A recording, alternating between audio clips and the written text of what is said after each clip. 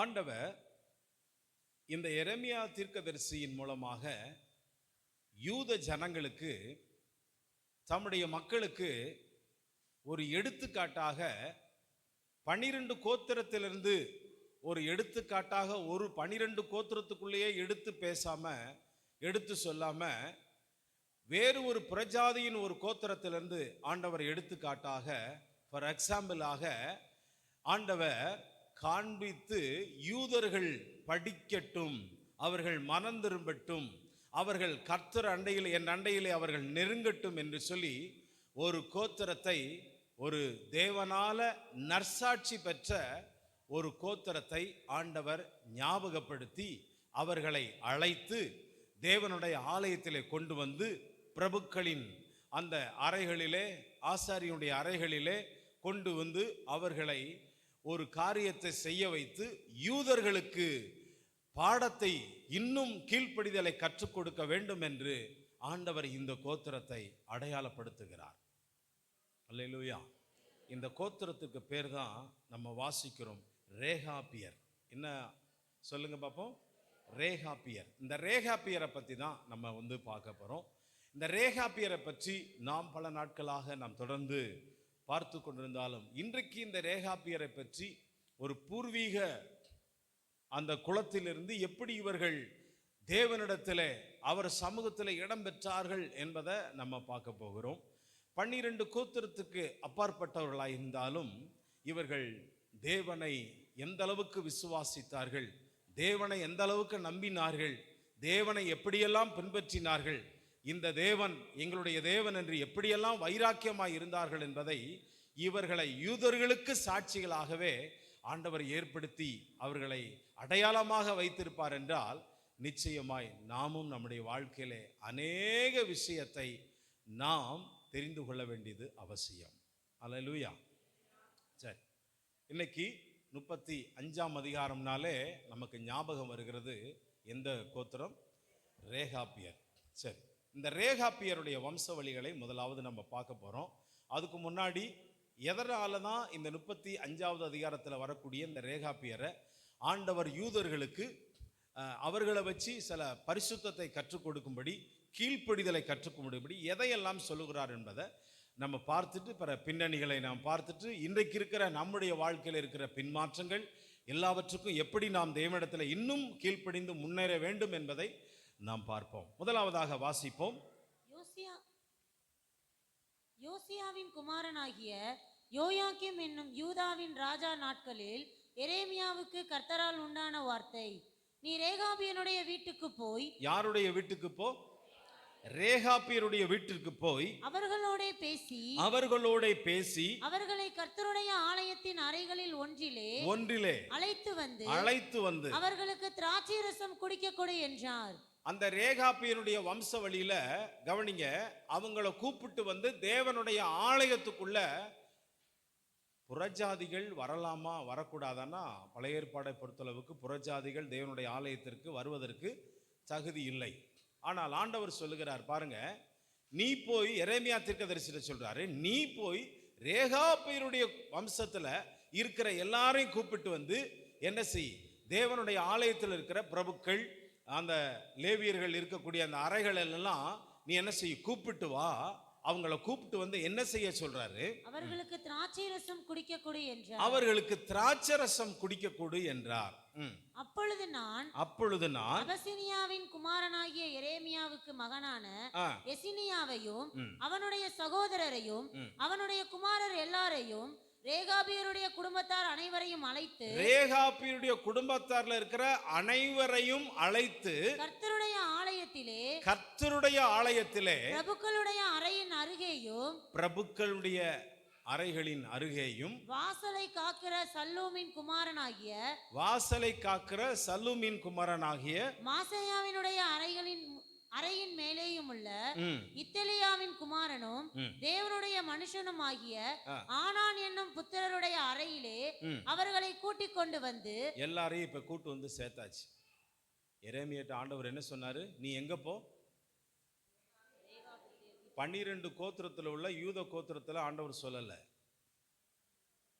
யூதா கோத்திரத்தை யூதா 12 கோத்திரத்தையும் ஆண்டவர் சொல்லி இதில் ஒரு கோத்திரத்தை கூட்டுவான்னு சொல்லலை. இந்த யூத கோத்திரத்திற்கு பாடம் கற்றுக் கொடுக்க யாரை ஆண்டவர் தெரிந்து கொண்டார்?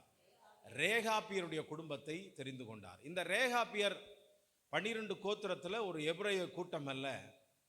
இது யாரு என்று சொன்னால் மோசே அவங்களுடைய மாமா. யாரு? மீதியான் தேசத்தில் உள்ள அவங்க மாமா, அதாவது எத்திரோ. அவங்களுடைய பையன், அதாவது மோசேக்கு மைத்துனர் என்று சொல்லக்கூடிய ஓபா, அவருடைய வம்சத்தில் வந்தவர்கள் தான் இவர்கள். இவங்க அந்த யூத தேசத்துல கானானிய தேசத்திலிருந்து, அவர்கள் கானான் தேசத்திலிருந்து, கவனிங்க, இஸ்ரவேல் கோத்திரத்தின் நடுவில் யூத கோத்திரத்தில் தென்பகுதியில் வந்து இவர்கள் குடியிருந்தார்கள் என்று பைபிள் சொல்லுது.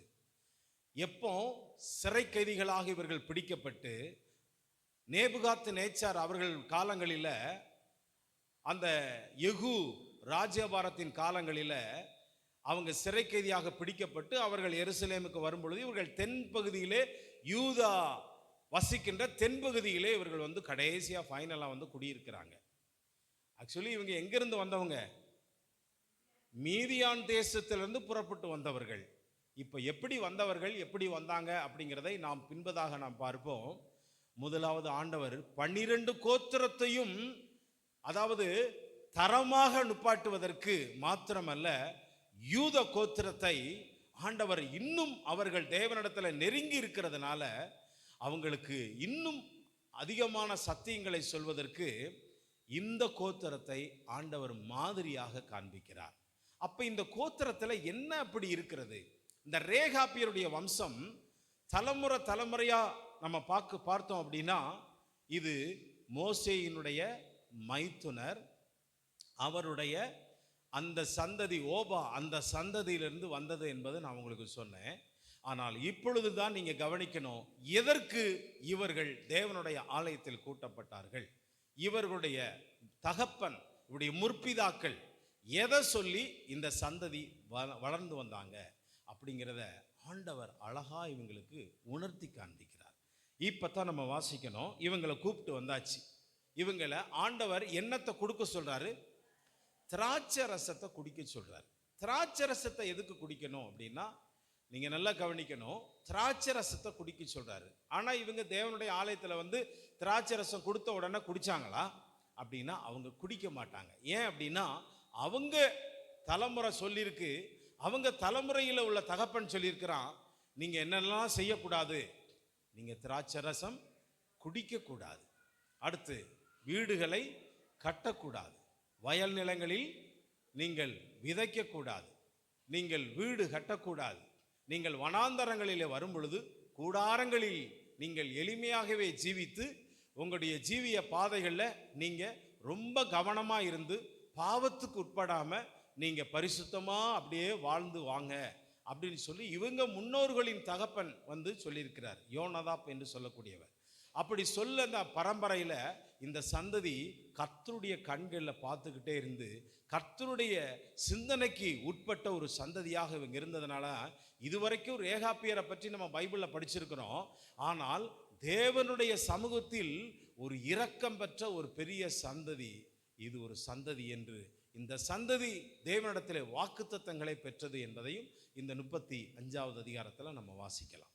இப்போ நான் சொல்லுகிறது ஒரு சில பேருக்கு புரியும், ஒரு சில பேருக்கு கொஞ்சம் மயக்க மருந்து கொடுத்த மனைக்கு இருக்கும். ஆகையினால இதை கொஞ்சம் சின்சியராக புரிஞ்சுக்கோங்க. எதனால கர்த்தர் ஆவியானவர் நம்மளோடு பேச விரும்புகிறார் என்பதை இந்த வேளையில நம்ம பார்ப்போம். இப்ப பாருங்க, வாசிங்க 6வது வசனம். அதற்கு அவர்கள் நாங்கள் திராட்சை ரசம் குடிக்கிறதில்லை. அதுங்க அவங்க சொல்றாங்க, நாங்க திராட்சை ரசம் குடிக்கிறதில்லை. ஏனென்றால் ரேகாபின் குமாரனாகிய எங்களுடைய தகப்பன் யோனதாப். எல்லாரும் கவனிங்க, என்னதாப்? யோனதாப் தான் இவங்களுக்கு ஹெட். இந்த யோனதாப்புக்கு முன்னாடி இருக்கிற சந்ததி தான் யோயாக், அந்த ரேகாபியர். அந்த ரேகாபியருடைய தகப்பன் தான் முன்னாடி இருக்கிற கேனியர் அப்படின்னு சொல்லப்பட்டிருக்கும். என்னது? கேனியர். அந்த கேனிய வம்சம். அதுக்கு முன்னாடி உள்ளவங்க தான் அந்த ஓவாப், அந்த மோசேயினுடைய மைத்துனன், மச்சினன் அப்படின்னு சொல்லுவாங்க. அந்த சந்ததியில் ஒன்று ஒன்றா தலைமுறையாக வந்து இதுக்கு ஒரு ஃபவுண்டர் யாருன்னா யோனதாப்பு தான். இந்த சந்ததிக்கு ஒரு பெரிய ஃபவுண்டர். அவர் தான் அஸ்திவாரத்திற்கு, இவர் தான் ஹெட்டு. இதை குறித்து நம்ம பைபிளில் படிப்போம். இவங்க சொல்றாங்க, நீங்கள் பரதேசிகளாய் தங்குகிற தேசத்தில் நீடித்திருக்கும்படிக்கு நீங்களும் உங்கள் பிள்ளைகளும் என்றென்றைக்கும் திராட்சைரசம் குடியாமலும் வீட்டை கட்டாமலும் விதையை விதையாமலும் திராட்சை தோட்டத்தை நாட்டாமலும் அதை கையாளாமலும் உங்களுடைய எல்லா நாட்களிலும் கூடாரங்களிலே குடியிருப்பீர்களாக. புரிஞ்சா? எத்தனை பேருக்கு புரிஞ்சிச்சு இது உங்களுக்கு? இவங்களுக்கு இந்த சந்ததியினுடைய தகப்பன் பேர் என்ன பேரு? யோனதாப்பினுடைய சந்ததியிலிருந்து இந்த சந்ததி அந்த யோனதாப்பினுடைய தலைமுறையில் சொல்லியிருக்காங்க, நம்ம சந்ததியில் 7வது வசனத்துல நீங்க என்ன செய்யக்கூடாது? திராட்சைரசம் குடியாமலும், திராட்சைரசம் குடிச்சிடாதீங்க, வீட்டை கட்டாமலும், வீட்டை கட்டிராதீங்க, விதையை விதையாமலும், நீங்க விதைச்சிராதீங்க, திராட்சை தோட்டத்தை நாட்டாமலும், திராட்சை தோட்டத்தை நீங்க நாட்டிராதீங்க, அதை கையாளாமலும் உங்களுடைய எல்லா நாட்களிலும், உங்களுடைய ஜீவிய காலம் எல்லா காலங்களிலும் கூடாரங்களிலே குடியிருப்பீர்கள். நீங்க எப்படித்தான் வாழணும்? கூடாரம் போட்டு எளிமையா வாழ்ந்து நீ கரை சேர்ந்துரு அப்படின்னு சொல்லி இவங்க தகப்பன் யோனதாப்பு சொல்லிட்டார். எத்தனை பேருக்கு புரிஞ்சிச்சு? இல்லையா தான் சொல்லுங்களேன், சத்தமா தான் சொல்லுவோமே.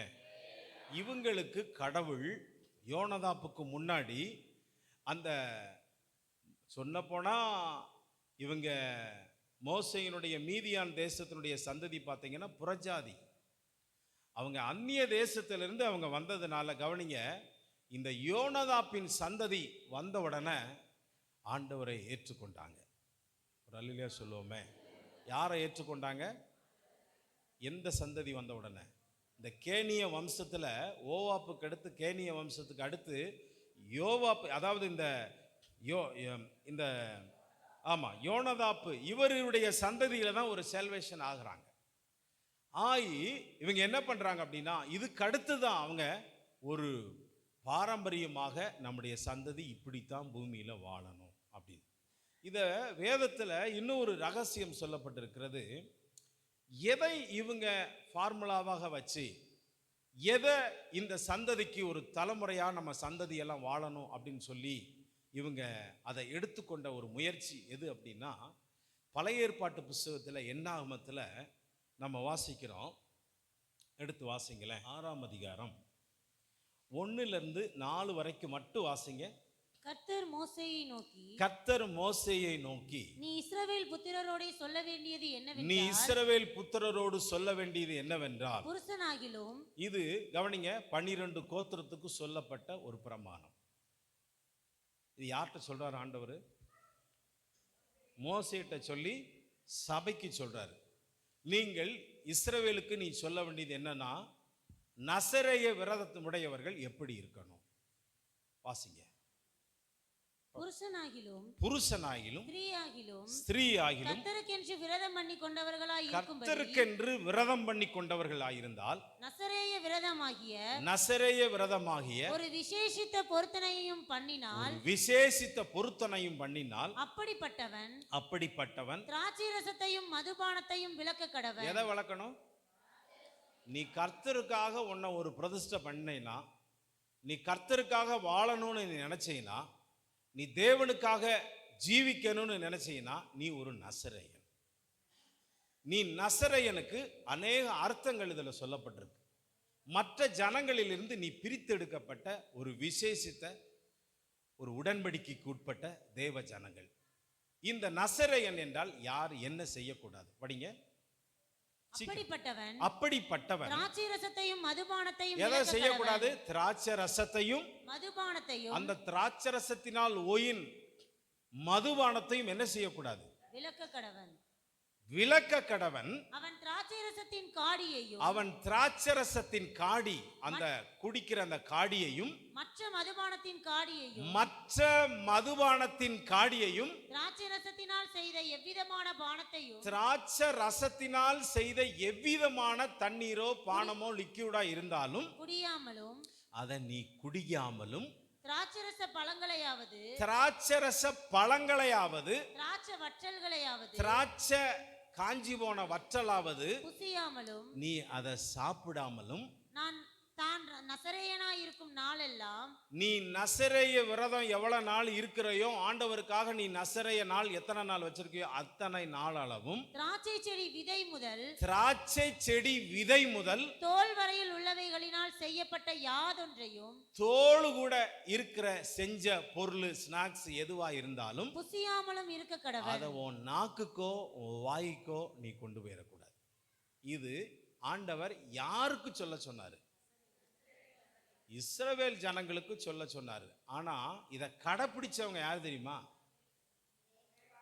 ரேகாபியனுடைய வம்சம் தான் கடைப்பிடிச்சிச்சு. ஒரு சத்தமா தான் ஒரு அல்லேலூயா சொல்லுங்களேன். கடைப்பிடிக்க வேண்டியவர்கள் யார்?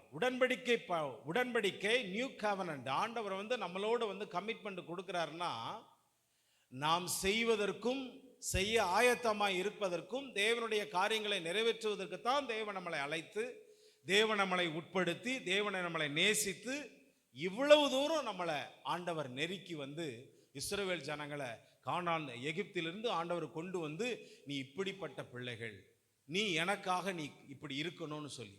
ஆனா செய்ய சொன்னவங்க செய்யல, செய்ய சொல்லாத ஜனங்கள் அதை பிடித்து கொண்டார்கள். அல்லேலூயா தான் சொல்லுங்களேன். செய்ய சொல்லாத ஜனங்கள் என்ன செய்தார்கள்? அதை பிடித்து கொண்டார்கள். இதுல முக்கியமான விஷயத்தை சொல்றேன். நீங்க இந்த 6ஆம் அதிகாரத்தை முழுவதுமாக நசரேய விரதம் எப்படி இருக்கிறவங்க என்ன செய்யணும் என்ன செய்யக்கூடாது தேவனுடைய கட்டளை சொல்லப்பட்டதான் இந்த என்னாகமம் 6ஆம் அதிகாரம் 1லிருந்து 21 வரைக்கும் நீங்க படிச்சு பாருங்க. இப்போ நம்ம தெரிந்து கொண்டது ஆண்டவர் பாருங்க இந்த விஷயத்தை ஆண்டவர் எப்படி எல்லாம் சொல்றாரு. நசரேய விரதம் உறுதிப்பாடு ஆண்டவர்கிட்ட நீ பண்ணிட்டீங்கன்னா நீ ஆண்டவர்கிட்ட இருந்து விலகவே கூடாது. அல்லேலூயா தான் சொல்லுங்க. ஆண்டவர்கிட்ட இருந்து விலகக்கூடாது. 7வது வசனம் படிங்களேன். நசரேய விரதத்தினுடைய அர்த்தத்தை சொல்றேன். அவன் தன் தேவனுக்கென்று செய்த நசரேய விரதத்துக்கு கர்த்தர் உன்னை அழைத்திருந்தால் அவன் தன் தேவனுக்கு என்று செய்த நசரேய விரதம் அவன் தலைமேல் இருக்கிறபடி. கவனிங்க, எது மேல இருக்குங்க? அந்த ஆர்டினேஷன் எது மேல இருக்கு? ஆமா, கர்த்தர் உங்களை சும்மா அழைக்கல. நீ நசரேயன் என்றால், நீ தேவனுக்காக அழைக்கப்பட்டது உண்மை என்றால், உன் மேல கர்த்தருடைய கரம் அமர்ந்தது, உன் மேல பரிசுத்த ஆவியானவர் அமர்ந்தது, உன் தலையை முக்கி ஞானசானம் எடுத்தது, உங்க ஆவி ஆத்மா சரீரம் முழுவதும் இது யாருக்கு அத்தாரிட்டினா, யாருக்கு சொந்தம்னா இந்த தேவனுடைய உன்னதமான தேவனுடைய ஆவியானவர் உன் மேல இருக்கிறதுனால உன் தலை மேல என்ன இருக்கு அதுதான் எங்களுக்கு தெரியாது. பூ இருக்கு அப்படின்னு நினைக்காதீங்க. என்ன இருக்கு சொல்லுங்க? நசரேய விரதம் என்ன இருக்கு தலைக்கு? அதுல என்ன சொல்றாரு ஆண்டவர்? அவன் தன் தேவனுக்கென்று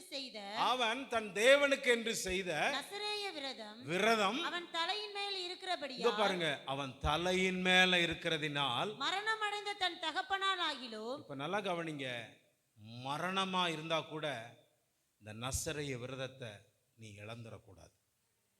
அல்லேலூயா தான் சொல்லுங்களேன். இயேசு கிறிஸ்து நசரேயன் தானே? ஆமாவா இல்லையா? அப்ப அவருடைய பிள்ளைகள் நம்ம நசரேயத்தோடு நம்ம வாழணுமா வாழக்கூடாதா? கண்டிப்பா. 8வது வசனம் படிங்களேன். அவன் நசரேயனாய் இருக்கும் நாளெல்லாம் கர்த்தருக்கு பரிசுத்தமாய் இருப்பான். அடுத்து நீ ஒரிஜினலா நசரேயனா நீ பரிசுத்தமாக்கப்பட்டவன்.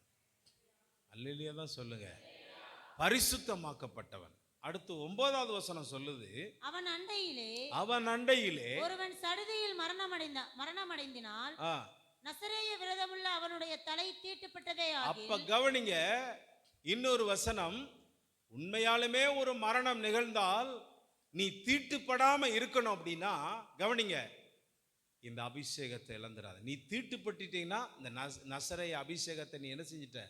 நீ தேவனுக்காக வாழக்கூடிய இந்த பிரதிஷ்டையை நீ குழைச்சி போட்டுட்ட. நீங்க பாருங்களேன், நான் ஒரு விஷயத்த நான் உங்களுக்கு சொல்லிட்டு நான் நேரம் அங்கே போயிடுறேன். இப்போ எல்லாரும் கொஞ்சம் கவனிங்க. இந்த நசரேய விரதம் என்பது சாதாரணமானதல்ல. கர்த்தர் உங்களையும் என்னையும் ஒரு ஊழியர்காரர்களாக எங்களெல்லாம் இந்த ஒரு ரெண்டு ஊழியக்காரங்க இருக்காங்க, நான் இருக்கேன், நான் ஒரு 3வது ஊழியக்காரன். கவனிங்க, சபையில் மக்கள் எல்லாருமே இருக்கிறீங்க. நல்லா கவனிங்க, நம்ம எல்லாம் தேவனால அங்கீகரிக்கப்பட்ட தேவனுடைய ராஜ்யத்திற்கென்று ஒரு விசேஷித்த அபிஷேகம் பெற்ற ஒரு மகிமைக்குள்ள, ஒரு பிரசன்னத்துக்குள்ள, தேவனுடைய கிருபைக்குள்ள, தேவனுடைய சத்தியத்திற்கு கட்டுப்பட்ட ஒரு சத்தியவாதியா நம்ம எல்லாம் வாழ்றோம். அல்லேலூயா சொல்லுங்களேன். இந்த கமிட்மெண்ட்டுக்கும் உலகத்தாரோடு இணைக்கப்படுகிற அந்த கமிட்மெண்ட்டுக்கும் வித்தியாசம் இருக்கு. ஒரு அல்லேலூயா தான் சொல்லுவோமே. ஆகையினால நம்முடைய தரம் வேற, இந்த உலகத்தாருடைய தரம் வேற. அப்ப அடுத்த வசனம் சொல்லுது 9வது வசனத்துல, அவன் நீ இந்த அண்டையில் நசரேய விரதத்தை நீ தீட்டுப்படாம காத்துக்கோ அப்படின்றாரு. அப்போ இந்த அபிஷேகத்தை, இந்த நசரேய விரதம் உங்ககிட்ட எந்த விதத்திலையும் தீட்டுப்படாம நீ கடைசி வரைக்கும் தேவனுடைய ராஜ்யத்துக்காக வாழணும். அல்லேலூயா சொல்லுங்க. அப்படி தீட்டுப்பட்டுட்டா, ஒரு விஷயத்தை மட்டும் சொல்றேன், நீங்க இந்த அதிகாரம் முழுவதும் படிச்சு பாருங்க. எத்தனை பலி செலுத்தணும் தெரியுமா? அதுக்கு பாவ நிவாரண பலி, குற்ற நிவாரண பலி, சர்வாங்க தகர பலி, போஜனபான பலி, இந்த பலியெல்லாம் செலுத்துவதற்கு எவ்வளவு காசாகும் தெரியுமா தேவ சன்னிதானத்தில்? இதெல்லாம் நீங்கள் அதில் படித்து இது இன்னொரு நாள் நம்ம அதை தியானிப்போம். கவனிங்க, அவ்வளவு எல்லாம் செஞ்ச பிறகுதான் திருப்பி ஒரு விஷயத்தை கவனிங்க. நீங்கள் இங்கே பாருங்களேன், ஒரு 10 வருஷம் 15 வருஷம் 20 வருஷம் நசரேயன்னு வச்சுக்கோங்களேன். இப்போ நீங்கள் ரட்சிக்கப்பட்ட எத்தனை நாள் ஆச்சு? ஒரு கவுண்ட் பண்ணுங்க. சிஸ்டர் ரட்சிக்கப்பட்ட எத்தனை நாள் ஆச்சு? நீங்கள் சால்வேஷன் ஆகி 20 வருஷம் ஆச்சு. 20 வருஷமா சிஸ்டர் அவங்க எப்படி தான் இருக்காங்க? நசரேய விரதம் இருக்காங்க. இவங்களை குறித்து பழைய ஏற்பாட்டு பிரமாணம் சொல்லுது, நீங்க ஒரு செத்த பணத்தையோ எதையுமே என்ன செஞ்சிடக்கூடாது, தொட்டுட்டா அந்த தொட்டது 20 வருஷமா நீங்க உண்மையா இருந்ததெல்லாம் அவ்வளவுதான், அவுட் ஆயிருமா. திருப்பி நீங்க உங்களை ரிப்பீட் பண்றதுக்கு, திருப்பி உங்களை கிளீன் பண்ணி நிறைய பலிகள் எல்லாம் செலுத்தி திருப்பி உங்களை கொண்டு திருப்பி நசரேனையா நீங்க மாறி வர்றீங்கன்னா திருப்பி 1ஆம் கிளாஸ்ல இருந்து வர்ற மாதிரி. இப்ப காலேஜ் படிச்சு அவங்க ஒரு பெரிய டாக்டரேட் எல்லாம் முடிச்சிட்டாங்கன்னு வச்சுக்கோங்களேன், திருப்பி 1ஆம் கிளாஸ்ல இருந்து இவங்களை படிக்க வச்சா வருவாங்களா? வரமாட்டாங்கல்ல. அப்பனா தேவனுடைய மகிமை எப்படிப்பட்டதென்று நம்முடைய வாழ்க்கையில ஆவியானவர் உணர்த்தி காண்பிக்கிறார். தேவனுடைய கிருபை எவ்வளவு உயர்ந்தது, எவ்வளவு மகிமையானது, இதனுடைய தரம் இந்த உலகத்துக்கு இதுக்கும் ஈக்குவலே கிடையாது. அல்லேலூயா சொல்லுவோமே. அப்ப இத்தனை பலிகளெல்லாம் செலுத்திட்டு தான் திருப்பி ரீகண்டிஷன் நம்ம ஆக முடியும், ரீஸ்டார்ட் ஆக முடியும். ஆனால் பைபிள் சொல்லுது, ஆகையினாலதான் நீங்க தீட்டுப்படாம அந்த அபிஷேகத்தை காத்துக்கோங்க. அடுத்து 12வது வசனத்தை படிக்கிறோம். விரத நாட்கள், அவன் திரும்பவும் தன் விரத நாட்களை கர்த்தருக்கென்று காத்து ஒரு வருஷத்து ஆட்டுக்குட்டியை குற்ற நிவாரண பலியாக கொண்டு வர கடவன். இதெல்லாம் பாத்தீங்கன்னா இது எதுக்கு சொல்லுதுன்னா, அந்த வசனத்துல இழந்து போனதெல்லாம் திருப்பி நீங்க பெறணும்னா நீங்க பலி செலுத்தி தான், அடுத்துதான் ஆட்டுக்குட்டியின் ரத்தம் அந்த பலியின் பொருட்களினால ஆண்டவர்கிட்ட பேசப்பட்டு திருப்பி ரீஸ்டார்ட் ஆகணும் அந்த பழைய ஏற்பாட்டு காலம். ஆனா இப்போ ஒரு சின்ன பாவம் செஞ்சுட்டு உடனே ஆண்டவரே என்ன செய்யுங்க, மன்னிங்க, உடனே மன்னிச்சிருவாரோ? அதுதான் இன்ன வரைக்கும் நமக்கு புரியல. மன்னிப்பார்ல, மன்னிப்புல பலவிதம் இருக்குல்ல. ஆமே, சரி, அது அடுத்து பார்ப்போம். இப்ப கவனிங்க, இப்படிப்பட்ட நசரேய விரதத்துல சொன்னவங்க, சொல்லப்பட வேண்டிய, கேட்கப்பட வேண்டியவங்க அவங்க செய்யல. ஒரு கூட்டம் இந்த இஸ்ரவேல் கூட்டத்தோடு யூத கூட்டத்தோட கானான் தேசம் அந்த எல்லை வரைக்கும், எருசலேம் வரைக்கும் ஒரு ஓரத்துல அப்படியே வந்துகிட்டே இந்த இஸ்ரவேல் ஜனங்களை ஃபாலோ பண்ணி வந்துகிட்டே இருக்காங்க. நல்லா கவனிங்க, இப்படி வந்துகிட்டே இருக்கிற கூட்டம் எந்த தலைமுறையிலிருந்து வந்துச்சு? இந்த ரேகாப்பியர் யோனதாப். எல்லாரும் சொல்லுங்க, அவங்க தலைமுறை, அவங்க தகப்பனுடைய பேர் என்ன பேரு? யோனதாப். நல்லா கவனிங்க, இந்த யோனதாப்பை பற்றி யெகூவின் காலங்களில நம்ம வாசிக்கிறோம். அதுக்கு முன்னாடி இந்த பூர்வீக வம்சவழியை மட்டும் லேசா பார்த்துட்டு நம்ம கண்டினியூ பண்ணலாம். எடுத்து வாசிங்க, யாத்திராகமத்தின் புஸ்தகம் 18ஆம் அதிகாரம் எடுத்துக்கொள்வோம். யாத்திராகமத்தின் புஸ்தகம் 18ஆம் அதிகாரம். சீக்கிரமா படிப்போம். யாத்திராகமத்தின் புஸ்தகம் 18ஆம் அதிகாரம் வாசிங்க. தேவன் மோசேக்கும் தனது ஜனமாகிய, 1ல இருந்து படிப்போம். தேவன் மோசேக்கும் தமது ஜனமாகிய இஸ்ரவேலுக்கும் செய்த யாவையும் கர்த்தர் இஸ்ரவேலை எகிப்திலிருந்து புறப்பட பண்ணினதையும் ம். மீதியானில் ஆசாரியனாய் இருந்த மோசேயின் மாமனாகிய ம். எத்திரோ கேள்விப்பட்ட போது ம். மோசேயின் மாமனாகிய எத்திரோ ம். மோசேயினாலே திருப்பி அனுப்பிவிடப்பட்டிருந்த ம். அவன் மனைவியாகிய சிப்போராளையும் அவளுடைய 2 குமாரரையும் கூட்டிக் கொண்டு சரி, அதுக்கடுத்து வருவோம். அந்த சந்ததி வரும். 5வது வசனம் படிங்க. மோசேயின் மோசேயின் மாமனாகிய மாமனாகிய எத்திரோ ம். மோசேயின் குமாரரோடும் அவன் மனைவியோடும் கூட அவன் பாளையம் இறங்கி இருந்த தேவ பர்வதத்தினிடத்தில் ம். வனாந்தரத்துக்கு வந்து வந்து எத்திரோ என்னும் உம்முடைய மாமனாகிய நானும் ம். உம்முடைய மனைவியும் அவளோடே கூட அவளுடைய 2 குமாரரும் உம்மிடத்திற்கு வந்திருக்கிறோம் ம். என்று மோசேக்கு சொல்லி அனுப்பினான். ஆ சரி, அப்பொழுது இப்போ நீங்க வாசிங்க. 7வது வசனத்தை வாசிங்க. அப்பொழுது மோசே ம். தன் மாமனுக்கு எதிர்கொண்டு போய் அவனை வணங்கி பாருங்க, அவனை வணங்கி முத்தம் செய்தான். முத்தம் செய்தான். ஒருவரை ஒருவர் சுகசெய்தி விசாரித்துக் கொண்டு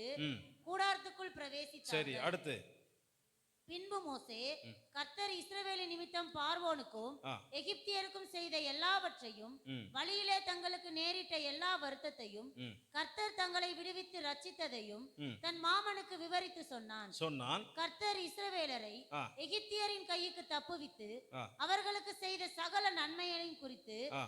எத்திரோ சந்தோஷப்பட்டு யாரு? மோசேயினுடைய மாமா. எதுக்கு சந்தோஷப்படுறாரு? எகிப்திலிருந்து இந்த இஸ்ரவேல் ஜனங்களை எல்லாத்தையும் தப்புவித்து யார் மூலமா? அவருடைய மருமகன் மோசே எல்லா ஆரோன் மூலியமாக கூட்டு வந்து சேர்த்து திருப்பி இவங்க சந்திக்கும் போது அங்க என்ன நடக்குதுன்னா, இந்த விக்கிரகத்திற்கு ஒரு ஆசாரியனாய் இருந்த, புறஜாதி தேசத்துல ஆசாரியனாய் இருந்த அவங்க மாமா, இப்ப அவர் வாயில என்ன வருதுன்னா, கர்த்தருக்கு ஸ்தோத்திரம்னு வரும். படிங்க. உங்களை எகிப்தியரின் கைக்கும் பார்வோனின் 10வது கைக்கும் வசனம். உங்களை எகிப்தியரின் கைக்கும் பார்வோனின் கைக்கும் தப்புவித்து ஆ. எகிப்தியருடைய கையின் கீழிருந்த ஜனத்தை ஆ. விடுவித்த கர்த்தருக்கு என்ன ஸ்தோத்திரம். சொல்றாரு? அவங்க மாமா என்ன சொல்றாரு? கர்த்தருக்கு ஸ்தோத்திரம். கர்த்தருக்கு ஸ்தோத்திரம். அவர் பூர்வீக கிறிஸ்தவரா? அவர் பூர்வீக எபிரேயரா? இல்ல. கர்த்தருக்கு ஸ்தோத்திரம். அடுத்து கர்த்தர் எல்லா தேவர்களை பார்க்கிலும் இப்பதான் பெரியவர். சொல்றாரு, அவர் ஏற்கனவே இன்னொரு தெய்வத்திற்கு அவர் ஒரு பூசாரியா இருந்தாலும், ஒரு ஆசாரியனா இருந்தாலும், அவர் சொல்றாரு, கர்த்தர் எல்லா தேவர்களை பார்க்கிலும் பெரியவர் பெரியவர் என்பதை இப்பொழுது அறிந்திருக்கிறேன். அப்பதான் சொல்றாரு, நான் வணங்கினதெல்லாம் சும்மா, இப்ப இவர்தான் மெய்யான கடவுள். ஒரு அல்லேலியா தான் சொல்லுங்களேன் பாப்போம். இந்த ஜெனரேஷன்ல வரக்கூடிய ஒரு செல்வேஷன் மாமா மூலமாக அந்த ஆரம்பமானது தன்னுடைய மோசேயினுடைய மைத்துனருக்கு கேட்கிறார். மாமா ஆல்ரெடி இப்போ வந்து ஒரு செல்வேஷன் வச்சுக்கலாம், ஆமாவா இல்லையா? ஒரு ரட்சிக்கப்பட்டார்னு வச்சுக்கலாம். நான் வணங்கின தெய்வம், இந்த உலகத்தில் இருக்கிற எல்லா தேவர்கள்லாம் எல்லா தெய்வங்களை விட இந்த தேவன் தான் எப்படிப்பட்டவர்? பெரியவர்னு சொல்லி மோசேயினுடைய மாமாவை சொல்லிட்டார். அல்லேலியா தான் சொல்லுவோமே. அப்படி சொல்லிட்டு நிறைய விஷயத்தை நம்ம வந்து அப்படியே வாரோம். இப்போ நிப்பாட்டுங்க, இன்னொரு பகுதி எடுத்து வாசிப்போம். எடுத்து வாசிங்க. என்னாகமத்தின் புஸ்தகம் 10ஆம் அதிகாரம். சீக்கிரமா எடுப்போம். என்னாகமத்தின் புஸ்தகம் 10ஆம் அதிகாரம்.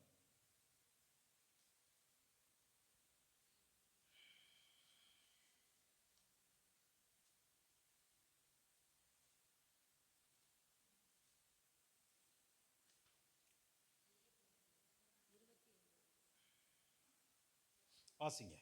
அப்பொழுது 29, 20, 30 வாசனத்தை வாசிங்க. அப்பொழுது மோசே ம். தன் மாமனாகிய ரெகுவேல் என்னும் ஆ. மீதியானுடைய குமாரனான ம். ஓபாபை நோக்கி, ம். உங்களுக்கு தருவேன் என்று கர்த்தர் சொன்ன ஸ்தலத்துக்கு ம். நாங்கள் பிரயாணம் போகிறோம். ம். நீயும் எங்களோட கூட வா, உனக்கு நன்மை செய்வோம். என்ன சொல்றாரு? யாரை கூப்பிடுறாருன்னு பாருங்க. அதாவது மோசே மாமாவை விட்டுருங்க, மாமாவுடைய பையன் மச்சனை அவரை கூப்பிடுறாரு, ஓபாவை. அப்படித்தானே கூப்பிடுறாரு. மைத்துனரை கூப்பிடுறாரு. நீரும் ரெகுவேல் என்னும் மீதியானுடைய குமாரனாக யோபாவை நோக்கி, உங்களுக்கு தருவேன் என்று கர்த்தர் சொன்ன ஸ்தலத்துக்கு நாங்கள் பிரயாணம் போகிறோம், நீயும் எங்களே கூட வா, உனக்கு நன்மை செய்வோம். கர்த்தர் இஸ்ரவேலுக்கு நல்ல வாக்குத்தத்தம் பண்ணியிருக்கிறார். அல்லேலூயா தான் சொல்லுங்களேன் பாப்போம். எதை சொல்றாரு மோசே தன்னுடைய மைத்துனர்கிட்ட? எங்கள் தேவன் எகிப்திலிருந்து கொண்டு வந்துட்டாரு.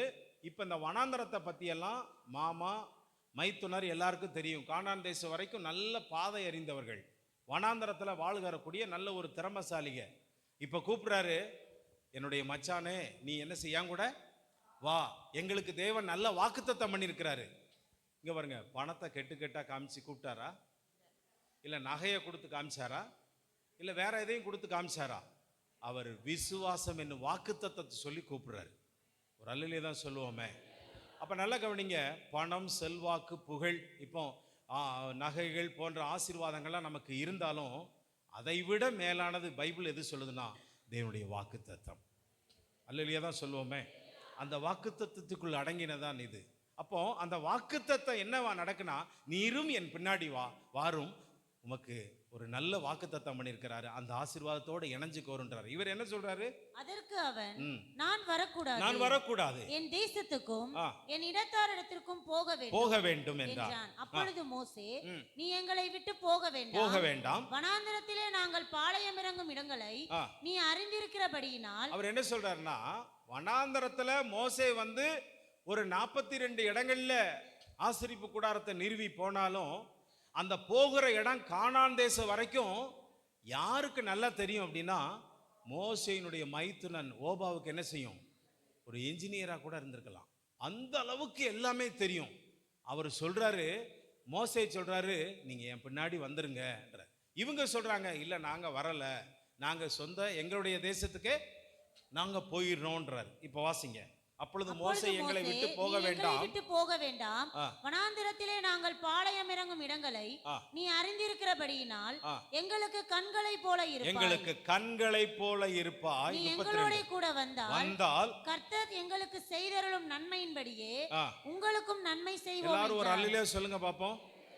மச்சான் எனக்கு செய்யறத மைத்துனனுக்கு உனக்கும் நான் என்ன செய்றேன்? எல்லாரும் ஒரு அல்லேலூயா சொல்லுவோமே. இப்போ நம்ம குடும்பம் ரட்சிக்கப்பட்டாச்சு. இந்த ஆசீர்வாதத்தில் உங்கள் சொந்த பந்தங்களை ஆண்டவரை பற்றி சொல்வதற்கு ஏன் தயங்குறீங்க? ஏன் வெக்கப்படுறீங்க? ஏன் இந்த இயேசுவை பற்றி சொல்வதற்கு தயங்குறீங்க? பைபிளை கொண்டு வர்றதுக்கு ஏன் தயங்குறீங்க? ஏன் சுவிசேஷம் சொல்வதற்கு தயங்குறீங்க?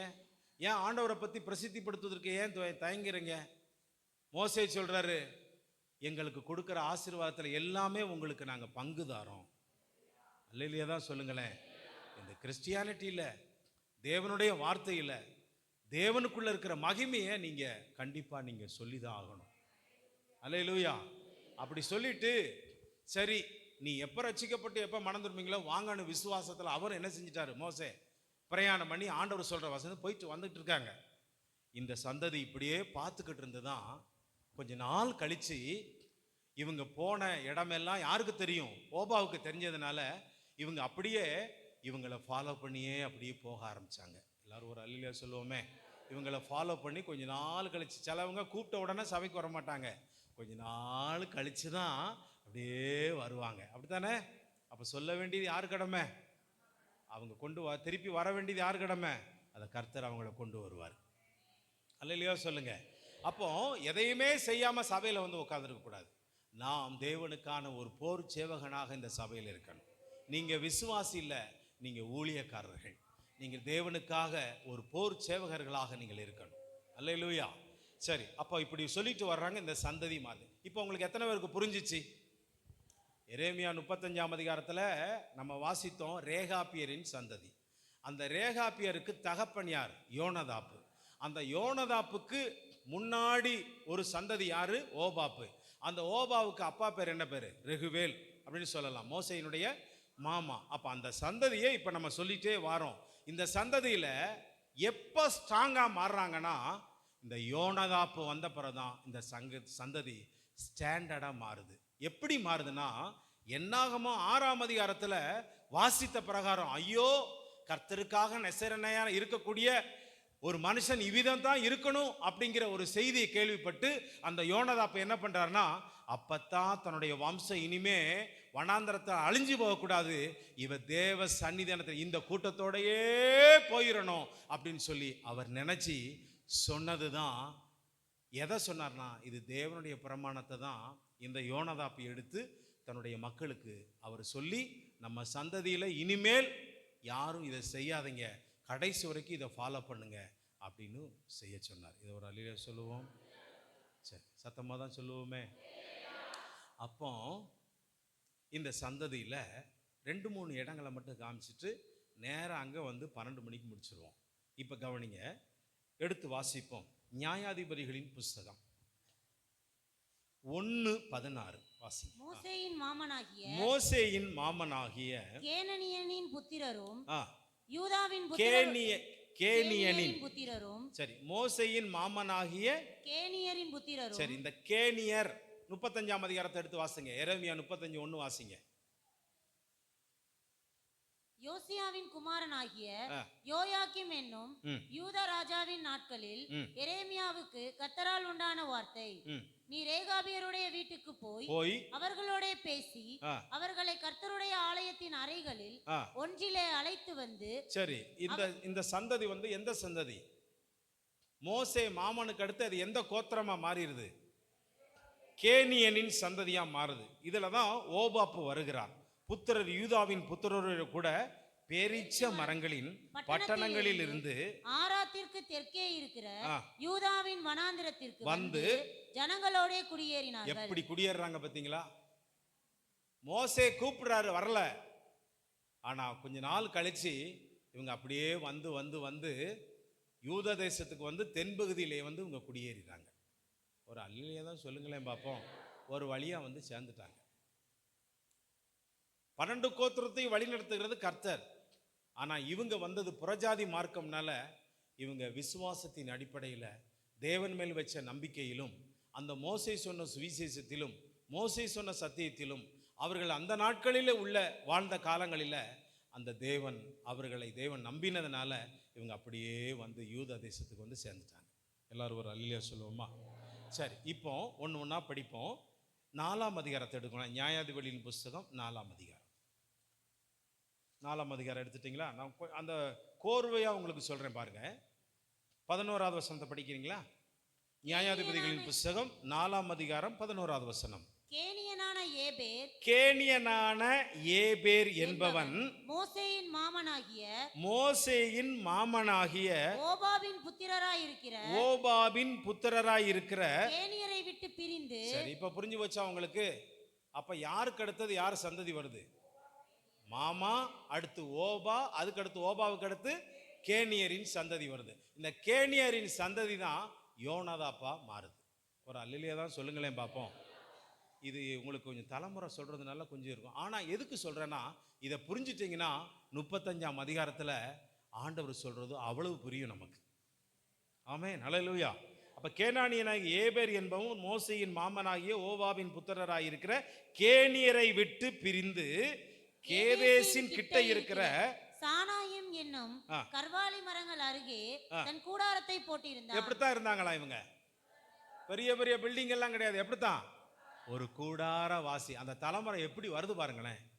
கூடாரம் போட்டு அமர்ந்திருந்தான். ஒரு அல்லேலூயா தான் சொல்லுவோமே. இந்த சந்ததி பாருங்க. 17வது வசனத்தை படிங்களேன். சிசரா கால்நடையாய் கேனியனாகிய ஏபேரின் மனைவி யாகேலுடைய கூடாரத்திற்கு ஓடி வந்தான். அப்பொழுது யாபீன் என்னும் ஆத்சோரின் ராஜாவுக்கும் கேனியனான ஏபேரின் வீட்டுக்கும் சமாதானம் உண்டாயிருந்தது. எல்லாரும் ஒரு அல்லேலூயா சொல்லுங்க பாப்போம். இந்த யாகேல் எந்த கோத்திரம்? கேனியின் வம்சம். எபிரேயமா, யூத குலமா, 12 கோத்திரத்தில் உள்ள கோத்திரமா? நியாயாதிபதியின் காலத்துல எந்த கோத்திரம்? மோசேயினுடைய மாமா வழியிலே வந்த ஓபா, கேனியர், அதாவது அந்த வம்சத்துல வந்தவங்க தான். இந்த யாகேல் என்றால் ஆசீர்வதிக்கப்பட்டவள் என்ற அர்த்தம். ஒரு அல்லேலூயா தான் சொல்லுங்களேன். பாருங்களேன், அந்த நாட்கள்ல இந்த சந்ததியில ஒரு பெண்ணை எழுப்பி ஒரு ராஜாவை சுத்தியில வச்சு ஆணியை வச்சு அடிச்சு ஒரு ஜெயத்தை இஸ்ரவேலுக்கு வாங்கி கொடுத்தது ஒரு புறஜாதியில் கர்த்தரால தெரிந்து கொள்ளப்பட்ட ஒரு சந்ததி தான்.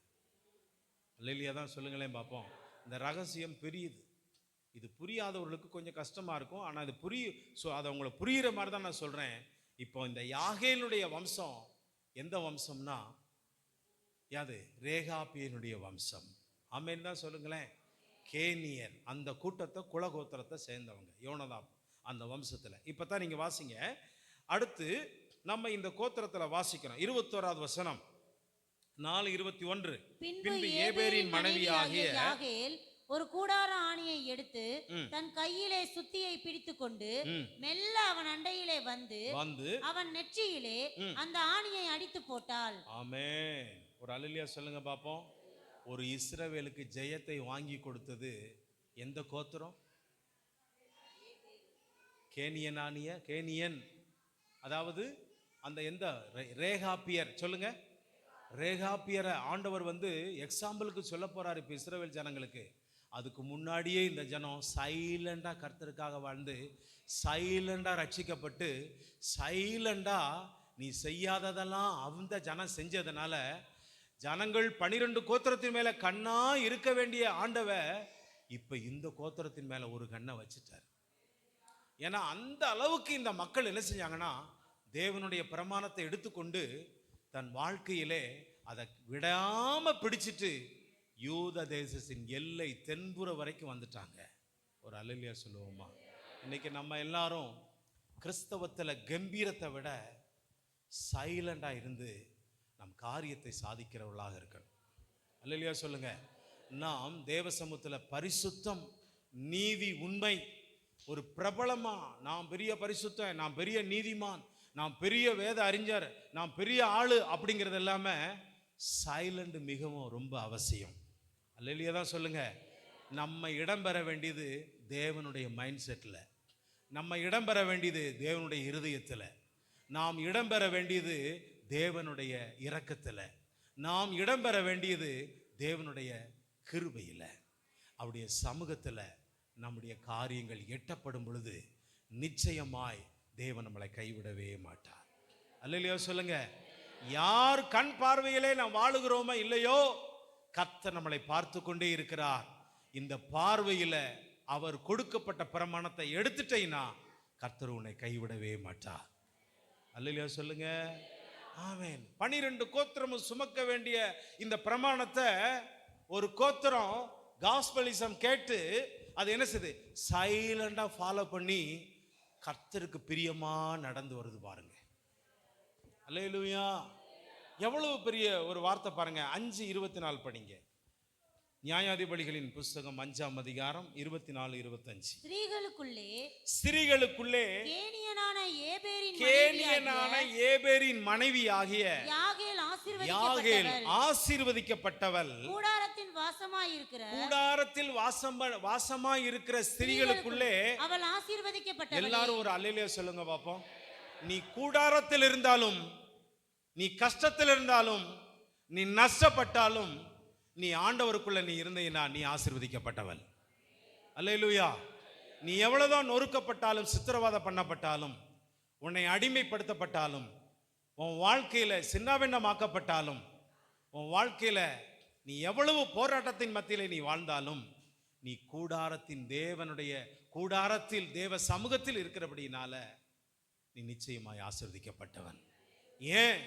இந்த உடன்படிக்கை பெட்டி, இந்த தேவனுடைய வார்த்தையை நீ சுமக்கிற, அதை விசுவாசிக்கிற, அதை ஏற்றுக்கொள்கிற, அதிலே நீ நடக்கிறதுனால உன் வாழ்க்கை ஒரு சைலண்டா போறதுனால ஆண்டவர் ஒரு பார்வையில நம்மளை 2 கண்களாக பார்க்க. ஒரு சரித்திரத்தை நம்ம படிக்கும்.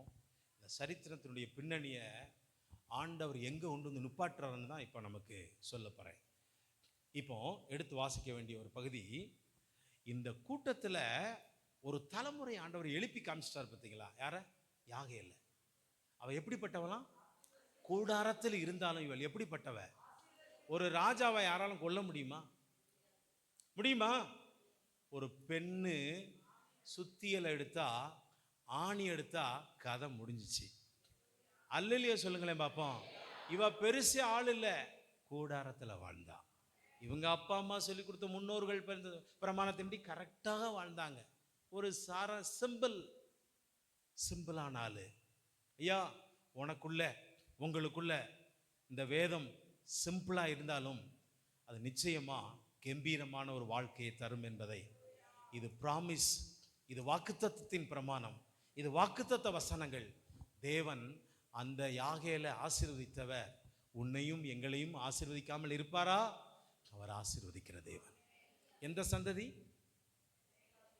ரேகாப்பீரின் சந்ததி. சத்தமா தான் சொல்லுங்களேன், சத்தமா சொல்லுங்க. நீங்க எரேமியா 35ஆம் அதிகாரத்தை வாசித்தாலுமே மேல எந்த சந்ததி? ரேகாப்பின் சந்ததி 12 கோத்திரத்தோட பிறந்ததா? இல்ல, இது ஒரு அந்நிய புறஜாதி. உங்களை போல என்னை போல விக்கிரகத்துக்கு பின்னாடி அலைந்த நம்மளை ஒன்றும் இல்லாமல் தெய்வம் இதுதான் தெய்வம் என்று சொல்லி அலைந்து கொண்டிருந்த நம்முடைய கண்கள் எல்லாம் குருடாக்கப்பட்டிருந்தாலும், மனசெல்லாம் குருடாக்கப்பட்டிருந்தாலும், இன்னைக்கு இயேசு நம்மளை தேடி வந்து நம்மளை ரட்சித்தார். பார்த்தீங்களா? இந்த ரட்சிப்பு தான் இந்த உலகத்திலேயே சிறந்தது. மோசே மாமா வாயிலிருந்து வந்து என்ன வந்துச்சுன்னா, கர்த்தருக்கு ஸ்தோத்திரம். சொல்லுங்க, எல்லாரும் சொல்லுங்க, கர்த்தருக்கு ஸ்தோத்திரம், அவர் பெரிய காரியங்களை செய்வார். எந்த கோத்திரத்தின் தலைவர் சொல்றாரு? ஆமா, அவர் சொல்றாரு, உங்க தேவன் பெரியவர்பான்னு சொல்லல, இந்த தேவன் பெரியவர்னு காமனா சொல்றாரு. அல்லேலூயா. உங்க தேவன் ஏன் தேவன் அவர் சொல்லல, இந்த தேவன் பெரியவர். அப்ப எல்லாத்தையும் சேர்த்து தான் சொல்றாரு, இவர் தான் மெய்யான தேவன். அப்ப நீங்க வணங்குகிற தேவன், நீங்களும் நானும் இவ்வளவு பெரிய தேவனை வணங்குகிறோம். ஆகினாலே நம்ம தேவன் நமக்கு பெரிய காரியங்களை செய்வார். எந்த சந்ததிக்கு செஞ்சு வந்தார்? எல்லாரும் சத்தமா சொல்லுங்க, ரேகாப்பியரின் சந்ததி. இந்த சந்ததியை பத்தி பைபிள்ல பார்த்தா நமக்கே ஆச்சரியமா இருக்கு. ஏன் சொல்லுங்க? இவங்க கர்த்தர் போதும், எங்க தலைவன் சொல்லிட்டாரு, எங்க முற்பிதா சொல்லிட்டாரு, இப்படித்தான் வாழணும்னு. அதே போல பேரம் பேத்தி தலைமுறையிலிருந்து ஒண்ணு கூட கைவிடாம நடந்தாங்க. சத்தமா தான் ஒரு அல்லையே சொல்லுவோம். ரைட், இப்ப எடுத்து வாசிப்போம் 1 சாமுவேல் 15:6. சீக்கிரமா. சவுல் கேனியரை நோக்கி, நான் அமலேக்கியரோட கூட உங்களையும் வாரிக்கொள்ளாதபடிக்கு நீங்கள் அவர்கள் நடுவில் இருந்து புறப்பட்டு விலகி போங்கள். இஸ்ரவேல் எகிப்திலிருந்து வந்தபோது நீங்கள் அவர்கள் எல்லாருக்கும் தயவு செய்தீர்கள். எல்லாரும் ஒரு அல்லேலூயா சொல்லுங்க பாப்போம். முதல் இஸ்ரவேலுக்கு ராஜா யாருங்க? சவுல் ராஜா. இப்ப கவனிங்க, அவர் யுத்தம் பண்ண போகும்போது கேனிய குலம் யாரு? மோசேயினுடைய மாமா வம்சவழி கேனியர், ஓபாப்பு. அடுத்து யாரு? அந்நிய பாஷை பேசுறவன கேபா கோபா காபா காபா பாபா பாபா பாபான்னு யாரு? எல்லாத்தையும் வாசிங்கன்னா உங்களுக்கு புரியாது. ரேகாப்பியர் காமனா முடிங்க, ஒரு அல்லேலூயா சொல்லுங்க, ரேகாப்பியர். அப்போ இங்க வாசிக்கிறோம், கேனியர் நடுவில் போய் யுத்தம் பண்ண போகும்போது சொல்றாரு, யார் சொல்றா? இஸ்ரவேலின் ராஜா சவுல் முதலாவது சொல்றாரு. எப்படி சொல்றாருன்னா, சவுல் கேனியரை நோக்கி, கேனியர்னா யார் வம்சம்? மோசேயினுடைய மாமா. அந்த வம்சத்துல அந்த ரேகாப்பியர் வம்சம் பார்த்து சொல்றாரு, நீங்கள் என்ன செய்யுங்க? எதுல இருந்து விலகி போங்க? நான் அமலேக்கியரோட நீங்க சேர்ந்துங்க இருக்கிறதுனால நீங்க விலகி போயிருங்க, நான் அவங்கள மட்டும் அழிச்சிட்டு போயிடுறேன் அப்படின்றாரு. ஏன் உங்களை அழிக்க நான் போக சொல்றோம்னா, நீங்க எகிப்தில இருந்து எங்கள் ஜனங்கள் 12 கோத்திரமும் வந்த பொழுது நீங்க தான் அவங்களுக்கு ஃபர்ஸ்ட் ஹெல்ப் பண்ணீங்க. ஒரு அல்லேலூயா சொல்லுங்க பாப்போம். அப்பனா என்ன அர்த்தம்னா, கர்த்தருடைய கண்கள் இவங்க மேல இருக்குமா இருக்காதா? நீ தயவு பண்ணக்கூடியவன், நீ தயவு பண்ணக்கூடியவள். அல்லேலூயா. நீ இரக்கம் பண்ணணும், ஏழை எளிய மக்களுக்கு உதவி செய்யுங்க, இல்லாதவர்களுக்கு கொடுங்க, எல்லா தயவையும் நீங்க பண்ணணும். எல்லாத்தையும் வாங்கிட்டு போறதுக்கு இல்லை, நம்ம கொடுத்தா தான் நமக்கு ஆண்டவர் என்ன செய்வார்? கொடுப்பார். நீ நன்மை செய்தா தான் நீ என்ன செய்வா? நன்மையை பெற முடியும். நீ ஒருத்தனை மன்னிச்சா தான் கர்த்தர் ஒன்ன என்ன செய்வார்? மன்னிப்பாரு. நீ இரக்கம் பண்ணாதான் உனக்கு என்ன கிடைக்கும்? இரக்கம் கிடைக்கும். ஆமாவா இல்லையா? ஆமா. எல்லாம் இப்ப இந்த ஜனங்கள் பாருங்க, இரக்கம் செய்த ஒரு சந்ததி. இதெல்லாம் செஞ்சதை ஆண்டவர் கண்ணு பார்க்காம இருக்குமா?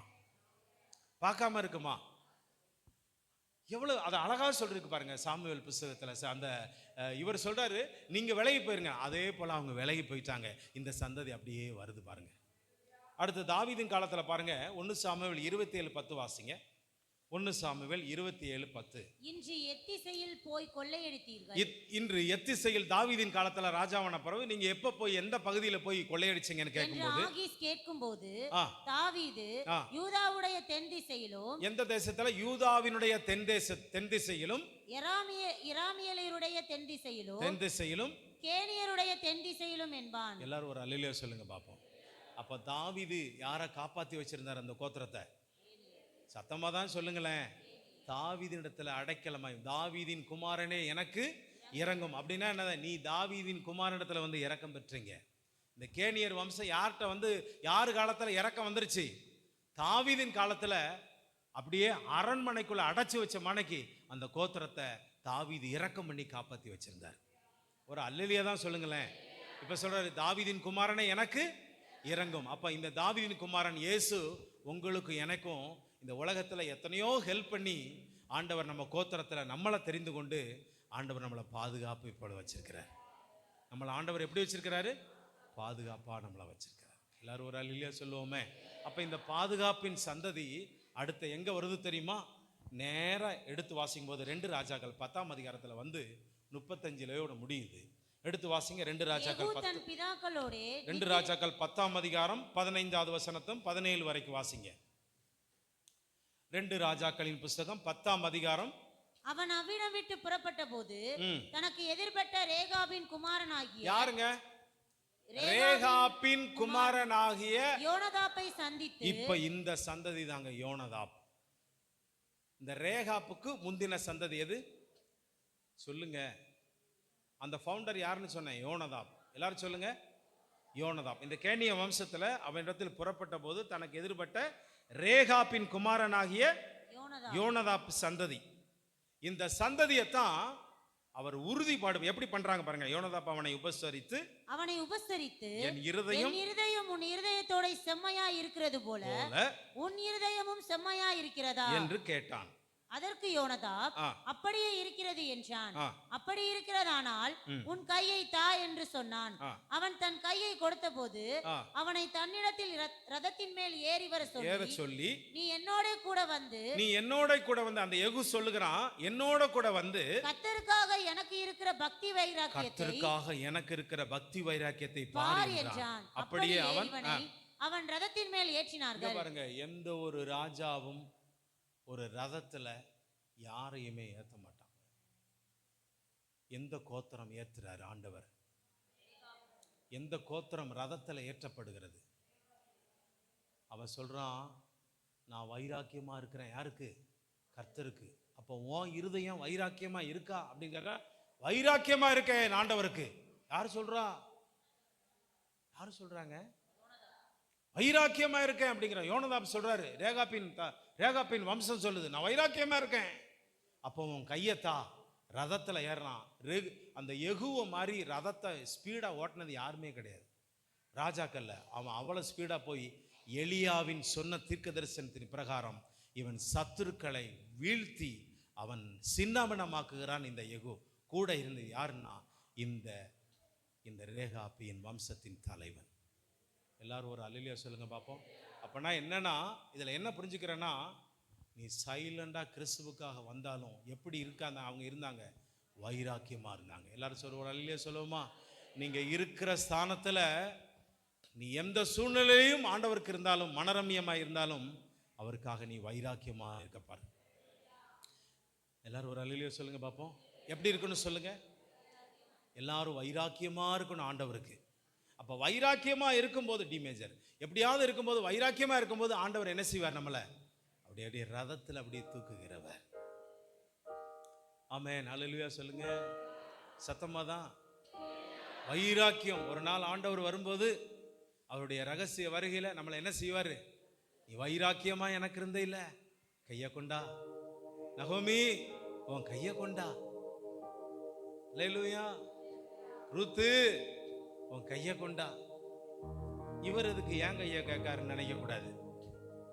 அவர் எதுல கொண்டு போக? ரதத்துல ஏற்று. ஒரு அல்லேலூயா சொல்லுவோமா?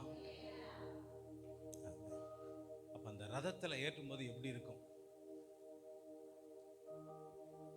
அதுல ஒரு பாட்டு இருக்குல்ல, தேவகுமாரா தேவகுமாரா என்ன நினைச்சிடுங்க, தேவகுமாரா தேவகுமாரா கொஞ்சம் நினைச்சிடுங்க, நீங்க நினைச்சா ஆசீர்வாதந்தா, என்ன மறந்தா எங்கே போவேனா,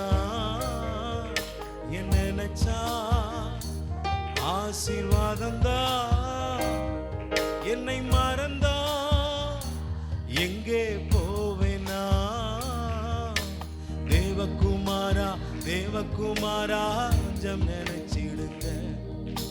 தேவகுமாரா தேவகுமாரா என்ன நினைச்சிடுங்க. ஹல்லேலூயா.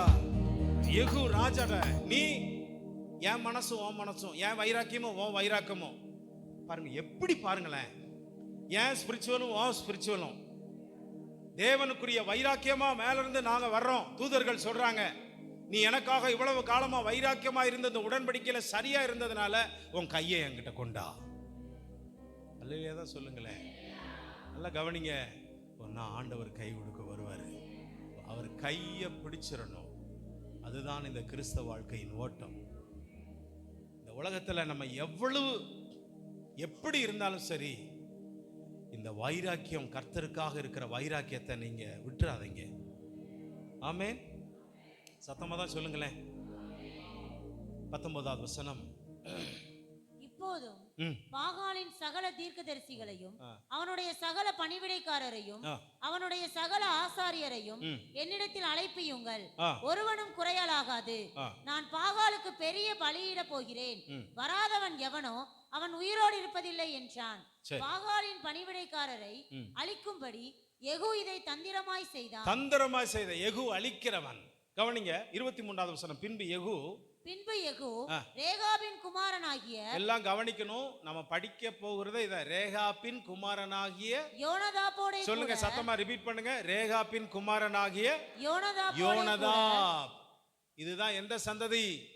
தகப்பன், ரேகாபியனுடைய தகப்பன்.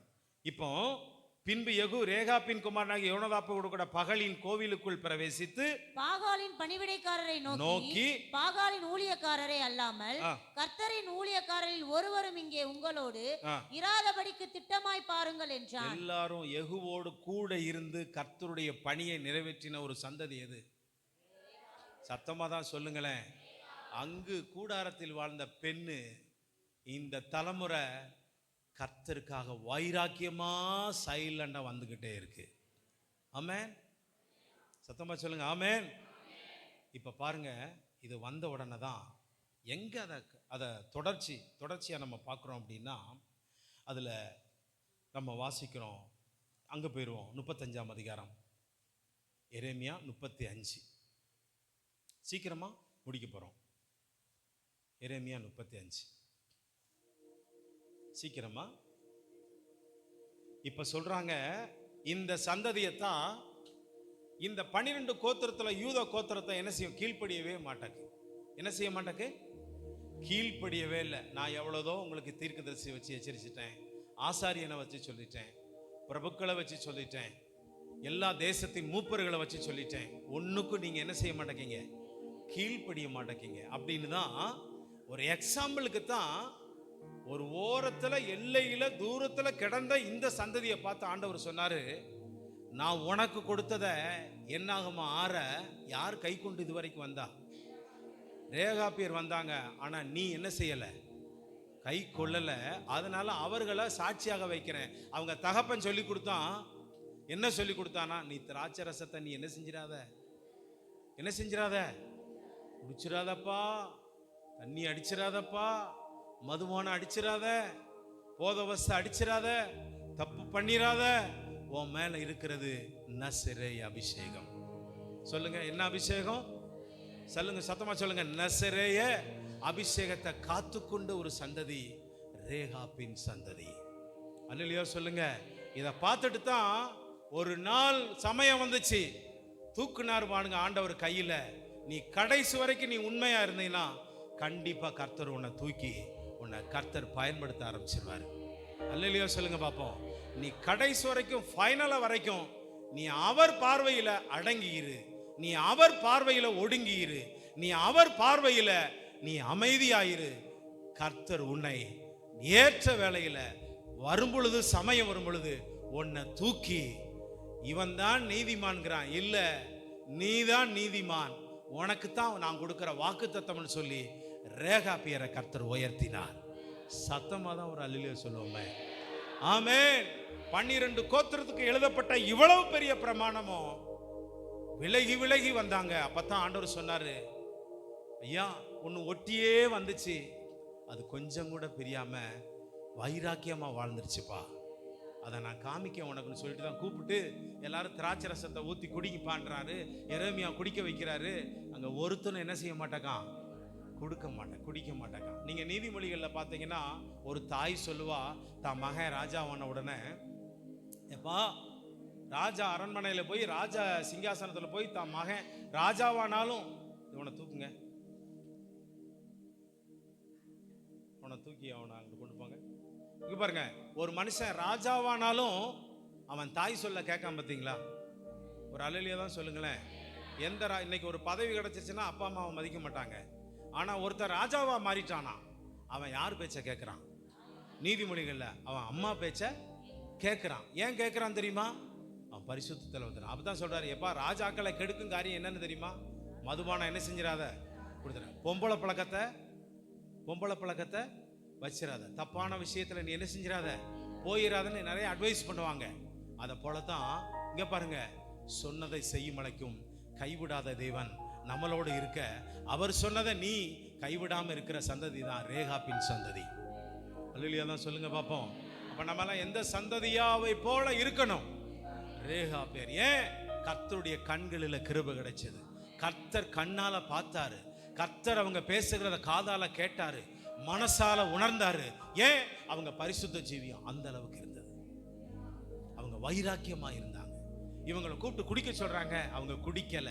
அப்போ எரேமியாட்ட சொல்றாங்க, நாங்க எங்க தகப்பன் சொன்னதை நாங்க என்ன செய்ய மாட்டோம், அதைத்தான் செய்வோமே தவிர இந்த மதுபானத்தை நாங்க, இந்த திராட்சை ரசத்தை நாங்க என்ன செய்ய மாட்டோம், குடிக்க மாட்டோம். புரியுதா உங்களுக்கு? எத்தனை பேருக்கு புரியுது? குடிக்க மாட்டேன்னு வைராக்கியமா இருக்காங்க. அப்பதான் சொல்றாரு, எப்பா ஒரு தகப்பன் வம்சத்தை, ஒரு தகப்பன் சொன்னதை எப்படி இந்த கோத்திரம் கேட்டு இது வரைக்கும் வந்துச்சு, ஆனா நான் உங்களை எகிப்திலிருந்து ரட்சித்து இந்நாள் வரைக்கும் கொண்டு வந்தேன். ஒருத்தனை என் சொல்ல என்ன செய்ய மாட்டேக்கான், கேட்க மாட்டேக்கான், எனக்கு கீழ்ப்படிய மாட்டேக்கான், எனக்கு ஒருத்தன் கூட என் சொல்ல, என் திட்டத்தை, என் தரிசனத்தை நிறைவேற்ற மாட்டேங்கிறான் அப்படின்னு சொல்லிட்டு தான் சொல்றாரு, இனியாவது நீ என்ன செய், மனம் திரும்பு. ஆனா நான் ஒன்று சொல்றேன், இந்த ரேகாபியரின் வம்சத்துக்கு என்ன சொன்னார் தெரியுமா? 18-19 வாசிங்க.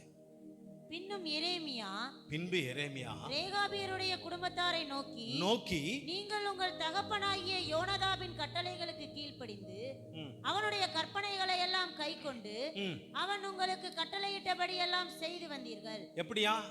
எரேமியா யாரை பார்த்து சொல்றாரு? ரேகாபியின் வம்சம் எல்லாம் இங்க வந்து திராட்சை ரசம் குடிக்க சொல்லி குடிக்கல. ஏன் குடிக்கல? அவங்க யோனதாப்பாவே சொல்லிருக்காரு, நீங்க என்ன செய்யக்கூடாது, ஆமா இதெல்லாம் செய்யக்கூடாதுப்பா. அவங்க இந்த கட்டளையில பிரமாணத்துல கரெக்டா இருக்காங்க, தகப்பன் சொன்ன பிரமாணத்துல. இப்போ ஆண்டவர் சொல்றாரு யூதா ஜனங்களை பார்த்து, பின்னும் எரேமியா ரேகாபியருடைய குடும்பத்தாரை நோக்கி எரேமியாவின் மூலமாக கர்த்தர் பேசுறாரு, நீங்கள் உங்கள் தகப்பனாகிய யோனதாவின் கட்டளைக்கு கீழ்ப்படிந்து அவனுடைய கற்பனைகளை எல்லாம் கைக்கொண்டு அவன் உங்களுக்கு கட்டளையிட்டபடி எல்லாம் செய்து வந்தீர்கள் என்று இஸ்ரவேலின் தேவனாகிய, பாருங்களேன் எல்லாரும் கவனிங்க, எல்லாம் கொஞ்சம் கவனிங்கம்மா, இஸ்ரவேலின் தேவனாகிய சேனைகளின் கர்த்தர் சொல்லுகிறார். சேனைகளின் கர்த்தர் யார் சொன்னது? ஐயா 12 கோத்திரத்துக்கு வாக்குத்தத்தம் போயிருச்சா? ரேகாபியருக்கு போயிருச்சா? அவங்களுக்கு வாக்குத்தத்தம் எத்தனையோ கொடுத்துட்டாரு ஆண்டவர். ஆனா இந்த மக்களுக்கு ஆண்டவர் பார்த்துட்டு வந்து பொறுக்க முடியல. இவங்க உண்மையை பார்த்து, நீ எனக்கு முன்னாடி உன் சந்ததி என்ன செய்யுமா, நிற்காமல் ஆதலால் சகல நாட்களிலும் எனக்கு முன்பதாக நிற்கத்தக்க புருஷன் ரேகாபின் குமாரனாகிய யோனதாபுக்கு இல்லாமல் போவதில்லை என்று எல்லாரும் ஒரு அல்லேலூயா சொல்லுங்களேன். இந்த ரேகாபியருக்கு ஒரு பெரிய ஆசீர்வாதம், ஒரு பிளஸிங் என்ன தெரியுமா? எல்லாரும் கொஞ்சம் என்ன பாருங்கம்மா, என்னால என்ன பாருங்க, ஒரு சபை பூரணமான உடனே யார்கிட்ட போயிடும்? கர்த்தருக்கு முன்னாடி நிற்கணும். புரிஞ்சிச்சா? எத்தனை பேருக்கு புரிஞ்சிச்சு? ஆனால் அந்த சபை ஆண்டவர் நிதானிச்சு, என் முன்னாடி உன் சந்ததியில் என் முன்னாடி நிற்கிற சந்ததியாக உன்னை நான் மாற்றுவேன். பிரதான ஆசாரியன் ஹை பிரிஸ்ட் இருக்காருன்னா அவர் தேவ சமூகத்தில் போய் ஜனங்களுக்காக பிரார்த்தனை செஞ்சு என்ன செய்வார்? பரிந்துரை செய்வார். ரத்தத்தினால உடன்படிக்கை செய்து ரத்தத்தை தெளித்து என்ன செய்வார்? ஆண்டவர் பேசுவார். அப்ப ஆசாரியன் தேவனோடு பேசுகிறவன். அந்த முதல் வாக்கியம்.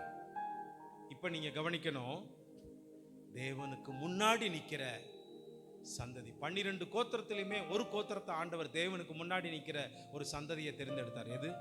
லேவி கோத்திரம். இந்த லேவி கோத்திரத்துல சார்ந்து இன்னொன்று ஆண்டவர் சொன்னாரு.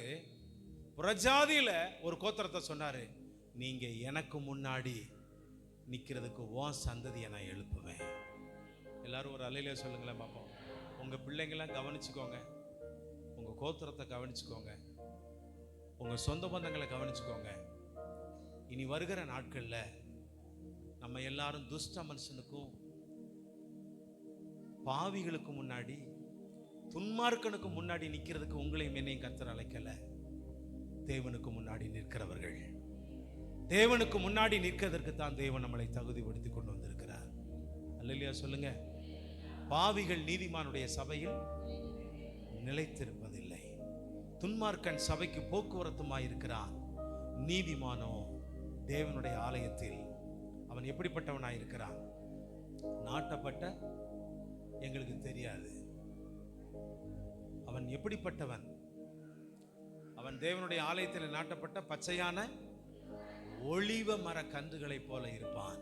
கர்த்தருடைய நாமத்துக்கு மகிமை உண்டாவதாக. அல்லேலூயா சொல்லுங்க பாப்போம். ஆகையினாலதான் இந்த ரேகாபியர் குடும்பத்துக்கு என்ன கிடைச்சது? தேவனால ஒரு பெரிய வாக்குத்தத்தம் கிடைச்சது, ஆசீர்வாதம் கிடைச்சது. தேவ சமூகத்துல நீ உன் கோத்திரத்துல எல்லாருமே முன்னாடி நிப்பீங்கன்ட்டார். சத்தமா கைதட்டி ஒரு அல்லேலூயா சொல்லுவோம். கர்த்தருடைய நாமத்தை மகிமைப்படுத்துவோம். ஆமென். ஐயா கவனிங்க. உன் கிரீடத்தை அடுத்தவர்கள் எடுத்துக்கொள்வதற்கு இழந்து போகாதபடிக்கு நீ எப்படி இரு. உன் அபிஷேகத்தை இழக்காதபடிக்கு, உன் கிருபையை இழக்காதபடிக்கு நீங்கள் கர்த்தருக்காக வைராக்கியமாயிருங்கள். கர்த்தர் உங்களை தூக்க வேண்டிய நேரத்தில், உயர்த்த வேண்டிய நேரம் வந்துருச்சு. கர்த்தர் உங்களை உயர்த்தியே ஆவார். அவருக்காக நீங்கள் தொடர்ந்து ஓடுவோம், அவருக்காக வாழுவோம், அவருக்காக ஜீவிப்போம். கண்களை மூடி எல்லாம் ஜெபம் பண்ணுவோம். எல்லாரும் எழுந்து நின்று நாம் ஜெபிப்போம்.